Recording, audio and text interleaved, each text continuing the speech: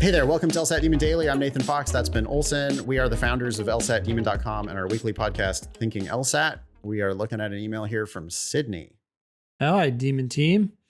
I've been a Demon subscriber since April and have improved from a diagnostic of 149 to 167. However, the 167 is a combined score. Okay, so you took each individual section separately and then you combined them together to get your 167. I work a full-time job and find that doing 3-time sections a week from the same practice test and using the score converter tool is more manageable with my schedule. Sydney, by the way, you probably don't know this, but on the timed section history page, you can click on the 3 dots next to any one of those sections after you've completed 3 from the same practice test and merge them together to get your score. You don't have to go over to the score converter and put in that information manually. It's great. So we'll save Sydney a little bit of time since they're busy. Cool. Is there a difference between combining sections that I took throughout the week and sitting down to take the full practice test? Should I take these combined scores with a grain of salt? Should I implement more full practice tests into my study schedule? Currently, I do a full practice test once every 3 weeks. Oh, that's fine.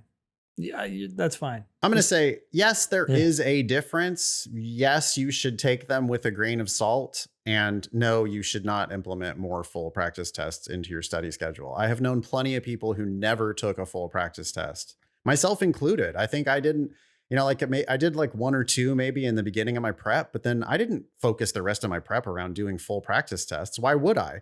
I knew basically how I was going to perform on each of the 3 different timed sections. Games was my weakest section. I spent the vast majority of my prep doing games because that's the section that I just had to improve on. Yeah.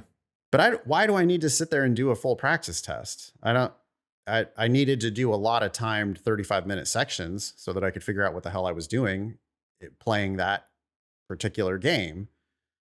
Doing 35-minute sections back to back is trivial if you're good enough at the 35-minute sections themselves. Well, and you're talking about not doing them at all, but Sydney here is doing them once every 3 weeks. So it's like, hey, you're getting that experience. I'm not worried about this. This is fine.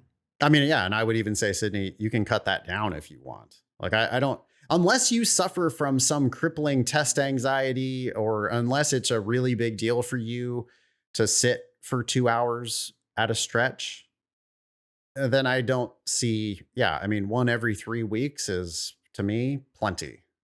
Yep. And if that's too taxing and you want to just focus more on doing your timed sections, I think doing 1 timed section is, it's better than doing 0 timed sections.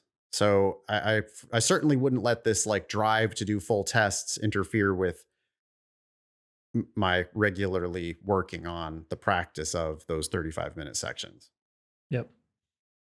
Thanks, Sydney. Email daily at lsatdemon.com if you'd like to ask us a question or share some LSAT or law school admissions news. Thanks for listening.